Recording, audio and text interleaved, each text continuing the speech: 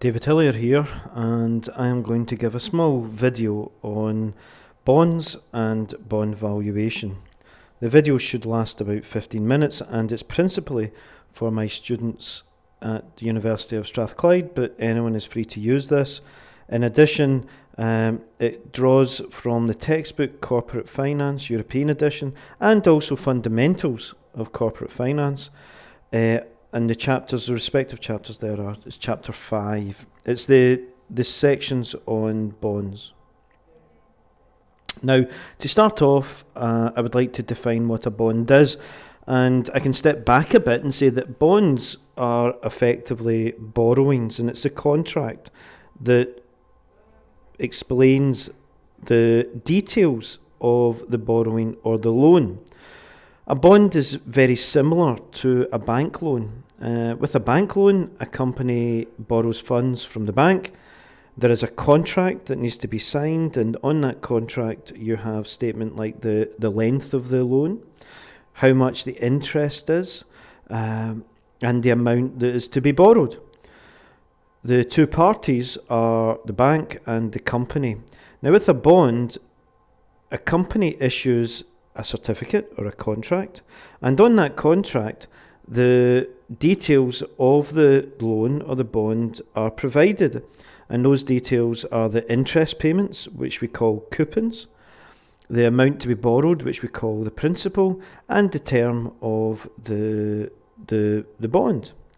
Now, whereas a bank loan is a contract between the bank and the company, with a bond, the company issues these contracts or certificates, which we call bonds, to the public or to financial institutions. So the only real difference there in terms of just a general contract is that bank loans provide the money or the loan for a bank loan. Banks provide the loan for the bank loan, and financial institutions and the public provide the loan for a bond. Now, there are different types of cash flows that a bond can have, and we'll now go through those in detail. We have 3, and remember, these are just borrowings. So I'm going to just write on my spreadsheet time and cash flow, and let's do the pure discount bond first. Now with a pure discount bond, we assume a 5-year bond. With a pure discount bond, no interest is paid. So it's only the amount that, or the principal is only paid at the end of the bond's life. And let's assume that the bond principal value, and we'll call principal, is 100,000. We'll assume that the interest on the bond is, say, 10%. Right. Now, you might think, well, why are you saying 10%? Because the 10% is also a discount rate that we will talk about in a later slide. But for now, let's just look at the pure discount bond. And the pure discount bond pays the principal back at some point in the future. This is also known as a zero coupon bond. And that is fairly self-explanatory because the coupons are zero. There are no coupons. We now go on to the next type of bond, and that's a level coupon bond. In a level coupon bond, you're paying interest at a certain rate, and we've got, in this example, an interest of 10%. Now, the term coupon is used to represent that interest payment. So when we talk about you're paying a 10% coupon, that is equivalent to this 10% interest. So a 10% coupon, 10% of the principal amount. I'm putting absolute cell references here, is 10,000. And that coupon is paid every single period during the life of the loan. At the end of the loan, you also pay back the principal. So I will put these in brackets, the interest payments, and then I will add the principal. So the cash flow series for a level coupon bond is you pay coupons for every period, including the last period, and then at the end of the loan you pay back the principal. Now when you compare these two, the pure discount and the level coupon, you'll see that the zero coupon bond pays zero coupons. It's actually the same cash flow stream, except the coupon here is equal to 0 and the coupon here is equal to 10%, and that's the only difference. Obviously, that given that there are less cash flows in this bond, this will be cheaper than that bond. Now the final type of bond is what we call a console bond, and the console bond pays the interest payments forever, not just for 5 years, it pays forever, and that tells you that the console bond has no end. There is no end to this bond, and it is a perpetuity. So we have 10,000 every period going forever. So the interest payment is 10%. And I'm going to put ... here. The interest payment is 10%, but and the principal is 100,000, but this goes on forever. And this means that we need to value the bonds in different ways, and this is what my next slides will attempt to do. Before I go on, I've went on to the Financial Times, so this slide is from the Financial Times, and I've downloaded all the bond issues over the week beginning the 18th of October. Now this is last week for me, and it's the most recent data. I just want to show you, there are a lot more bonds in this, but I just took a snapshot. So let's just look at these bonds. This bond here, the Allied Specialty Vehicles bond,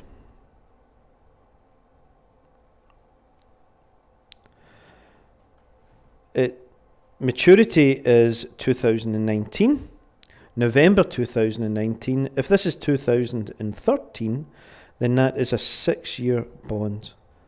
You know, it should be October, but I'm just for just now, we are just going to just deal in full years. What's the coupon? Well, the coupon is 8.5%. Okay. So how would the cash flows look for that? Well, we've got 6 years. We can have time. We can have cash flow, or cash flow. Let's say cash flow.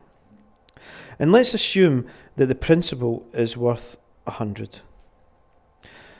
With bonds and the bond prices, the price is expressed as a percentage of the principal. So this is equivalent to 99.417%. So that means if the principal is 100,000, then the price is just 99.417% of 100,000, which is 99,000. If the price is 100, then the price is 99, and that's just a convention you have with bonds. But if you look at the cash flow here, we've got a 6-year bond, and the cash flow is 8.5 because the coupon is 8.5%.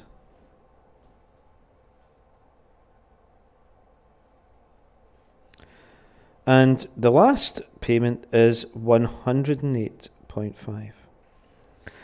So for that bond, you've got that cash flow stream.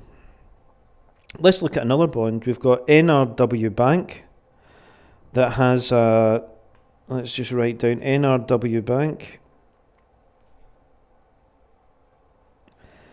NRW Bank, it has a term of 2043, so that's a 30-year bond if today is 2013. Coupon, well, there is no coupon, so see, the coupon is equal to 0%. The principal, let's assume the principal is equal to 100. So, and if you remember just a minute ago, I said that the price of the console will be less than the price of a level coupon bond. Why? Because you're only receiving one cash flow. And if you look at these prices, you can see like the price here is 99, the price here is 24.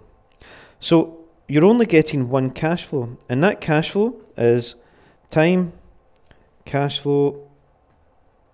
There's only one cash flow, it's time 30, and that cash flow is 100. And then we've got the final type of bond, and this is the alliance bond. And this one has no time limit, so it's perpetual. The coupon is equal to 4.75%, and we're giving a price of 99.935. Now, bond issuers try and issue the bond when you have a console or when you have a level coupon. They try and issue the bond so that the price of the bond is equal to the par value or the principal. Par value is another name for the principal.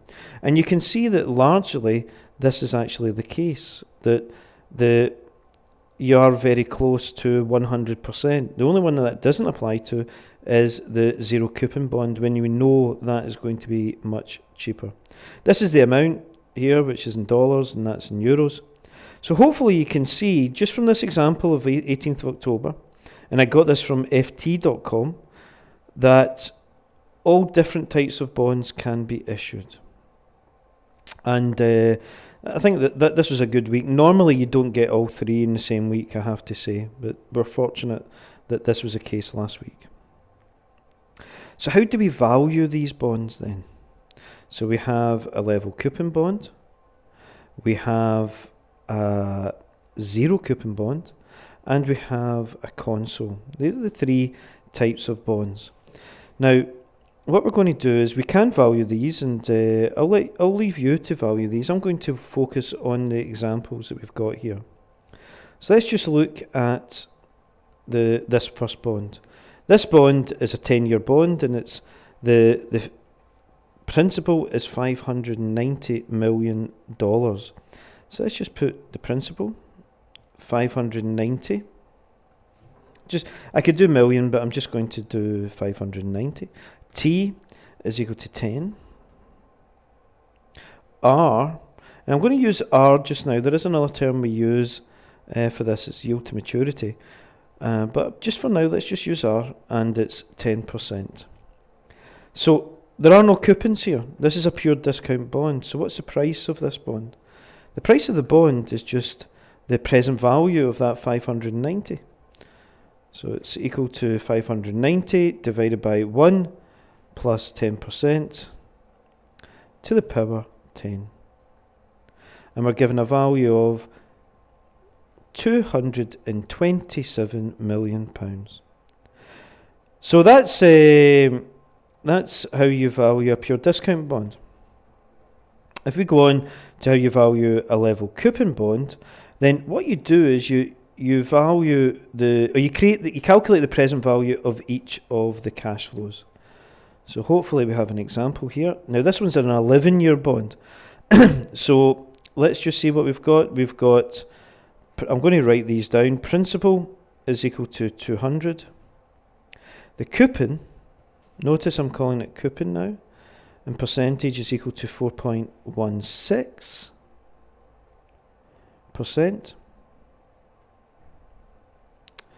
The yield or the return, let's just write return just now, is equal to 4.02%. So what we have to do is we have to value this bond, and you can see what I've done here is I'm basically just calculated the present value of each cash flow. So let's just look at this. We'll have time, and remember this is an 11-year bond, so let me write time up here and equals to 11. Time and then cash flow. It's a level coupon bond, so we have 11 cash flows. What's the coupon? Well, the coupon is equal to 4.16 multiplied by 200. 8.32.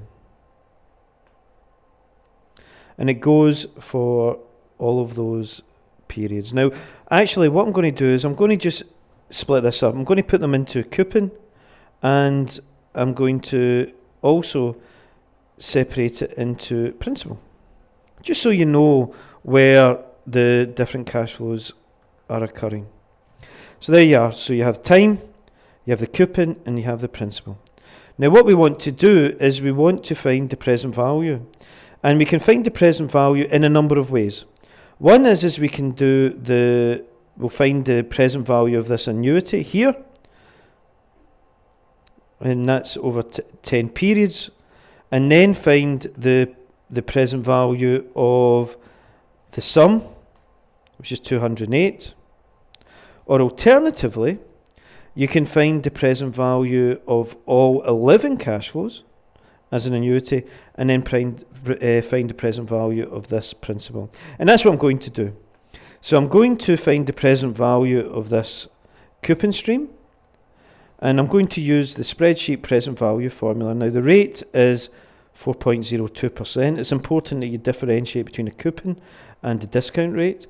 The discount rate we call the yield to maturity. The number of periods are 11. Now we've got 11 cash flows here. And what's the payment? The payment is 8.32.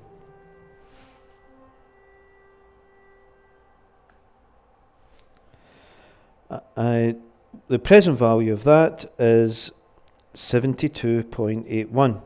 What's the present value of the 200 principal? It's just equal to 200 divided by 1 plus 0.0402 to the power 11. And that is 129.64. So what's the price of this bond? The price of this bond is equal to 72 plus 129. And so the price of the bond is 202. Now, if this was to be quoted in the newspaper in the FT, then the price that you'd be quoted would be 202.45 divided by 200. And we're going to multiply that by 100. And that gives us the percentage. 101.23. And that's what you would see in the newspaper. So although the actual value is 202, but we have to look at it when we're dealing with bonds, only when we're dealing with bonds, in the context of what the principal is. So we move on, and we now need to just have a little digression here, and this is something that comes up in textbooks, and I just want to spend just a little bit of time on this. Right. And this is when you have a stated interest rate. When you see this, now look for this in questions, in an exam question. When you're told that the stated annual interest rate is, and we're using this example, 5.06 per year, then, and this is the important part, compounded every shorter period, in this case 6 months, then what you need to actually do is you want to find the 6 month period, the 6 month interest rate, so you would divide it by 2. So for here, I would say, well, if it's 5.06% per year, compounded every 6 months, that means that only when you've got that wording, the 6 month rate, what is that? Well, that is equal to 5.06 divided by 2, which is 2.53%. Okay, 2.53%. Now, you might say, well, okay, that's 2.53% every 6 months. What's the effective annual rate? Well, to find the effective annual rate, we want to compound that to be 1 year.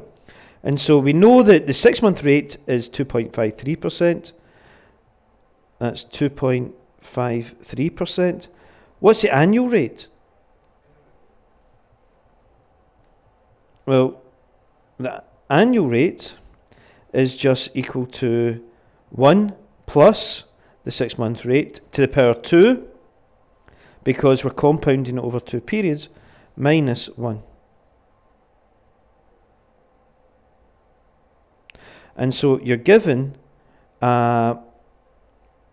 effective annual rate of 5.124%. Okay. And so you're told it's 5.06. That is the stated annual rate, and that should actually, this is just slightly wrong. That should be 5.06%. Now I've noticed an error on my slides. So it's 5.06%. To get this, you divide it by the number of periods that has been compounded over. So this is 6 months.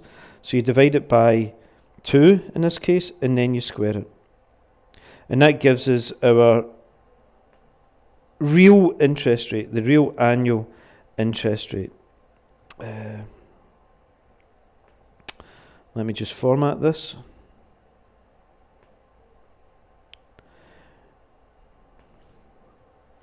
And it's 5.12%. Okay, so that's just a little digression. That's covered in chapter 5 of the book, Corporate Finance. You can read into that. And it's just important that when you get an exam question that said this is compounded per year, the rate is 5.06% per year compounded every, say, 12 months. Then if it was every 12 months, then you would divide 5.06% by 12, and then you would, to find the annual rate, you would then compound that 12 times. Let me just show you what that means. So 5.06% per year compounded every month. The number of periods is 12. I put M for number of periods to be consistent with the notation in the book. What is the monthly rate? The monthly rate is equal to 5.06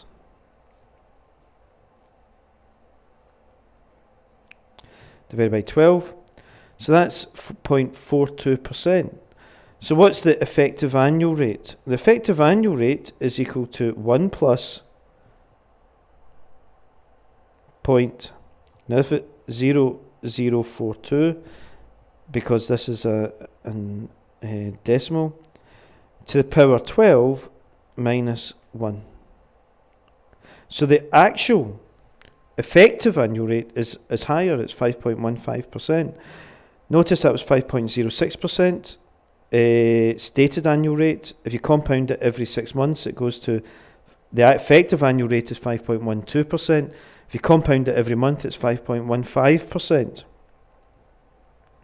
Okay, so that is just a little digression. We're now going to go back to our third type of bond, and that is the consul bond. In this one, you don't have a principal to pay back. You're just paying the interest forever. And that is perpetuity. So we use the perpetuity formula. What's the perpetuity formula? Perpetuity formula is simply equal to C divided by R. So that's all we're going to do here. You've got a consul, the interest payment is equal to 50. R is equal to 10%. So the price of this consul is equal to 50 divided by 10%, which is 500. Straightforward. Okay. Now, it did say that R is also known by another term. That other term is yield to maturity. So in bond questions, you may be asked what the yield to maturity is, and effectively that is just R. How do you calculate it? You use trial and error. In an exam, if you want to do it in a spreadsheet, you would use a spreadsheet system. So let's just look at this. I'm going to show you how to do this both ways. So you know the price is equal to 103.567. The coupon is equal to 10. And the principal is equal to 100. You're told the yield to maturity. Well, let's say we're asked what is the yield to maturity. So there's a number of ways you can do this. What we can do is we can say, well, it's a 2-year cash flow. We can just solve for this. So I can have time, cash flow. We have two periods. We have 10. We have 110. We know that the price is equal to 103. So we want to value this. And what I would do is I'm going to just calculate the present value of each of these. So it's 10 divided by 1 plus, and we need an estimate. So let's assume that the estimate is in here. Now you're going to have value there, so I'm going to put in 10%. So let's assume that the yield to maturity is 10%. What's the present value of this cash flow? It's equal to 1 plus 10% to the power 2. So what's the price? The price is just the sum of these cash flows. It's equal to 100. Why is it equal to 100? Because the yield to maturity is equal to the coupon. And there is a mathematical property that states that when the coupon is equal to the yield to maturity, the price of the bond will be equal to the principal. However, we know the price of our bond is greater than the principal. So this tells us that if the price of the bond is greater than the principal, it tells us that you're getting more than you would expect. That's the simplest way to explain it. So if you're getting more than you expect, then it means your coupon must be greater than the yield to maturity. So I'll say then, well, okay, let's do 9%. The yield to maturity is still greater than 100, so let's say 8%. 8%, you've got 103.5, 103.5, there you are. So you've got the exact same value. And there, you know then that the yield to maturity in this case is 8%. So you just work around your expectation. You try and get the price to be close to the calculated price as possible. Now another way you can do it, if you want to use Excel, then you would use goal seek. And the way I would do that is you would use goal seek. And goal seek, you set the cell equal to a value, and their value wants to be 103.567. And you're then said, well, to change the cell. So I'm changing this yield to maturity, because this is what we want to calculate, so that this value gets to 103.567. Now, you can see we're already at that, so there's not going to be any change. Right, but let's just say the yield to maturity, our estimate was 12%. We want to use goal seek. Now, if you're in the Mac, you would go to Tools and then goal seek. If you're in a PC, then they're slightly different, but there should be a goal seek function. You want to set cell. Now, the cell you're wanting to set is the price to a value 103.567 by changing the yield to maturity, which is this one. It does its calculation. You can see that the value that you're getting, 8%, is roughly what you're looking for. So that's how you do it in a spreadsheet. You can also do it just by trial and error. In an exam, you would need to use trial and error. So let's just finish off with an exam question, and a simple exam question. You've got a 20-year bond, but it was issued 15 years ago, so that means that there's only 5 years remaining, so we have t equal to 5. The coupon rate of interest is 12%, so we have 12%. And you're told that the required rate of return, that's the yield to maturity, is 7%. So we want to work out the value if the principal is equal to £100. So if the principal is equal to £100, what's the coupon? The coupon is simply 100 multiplied by 12%. So it's £12. We have 5 years. So I'm going to just set it up like this. Cash flow, let's say the coupon, let's separate the coupon and the principal. We have 5 years. The coupon is 12 each year, and the principal is 100. Now, all we want to do is find the present value of each stream. I would use the annuity formula. I'm just going to use Excel here. The rate is the yield to maturity. The number of periods are 5. And the payment is 12. So the present value is £49.20 of the coupon series. The present value of the principal that occurs in year 5 is equal to 1 plus 0.07 to the power 5. So the price is equal to the sum of these. And let's look at these. It's 120. Right? 120 is way above 100. And remember what I said? That means that you must be giving more than is expected. You're giving 12%. The market is expecting 7%. So it makes sense. And that is the price of that bond. So thank you very much. I hope it's been clear to you. And enjoy your reading. Thank you.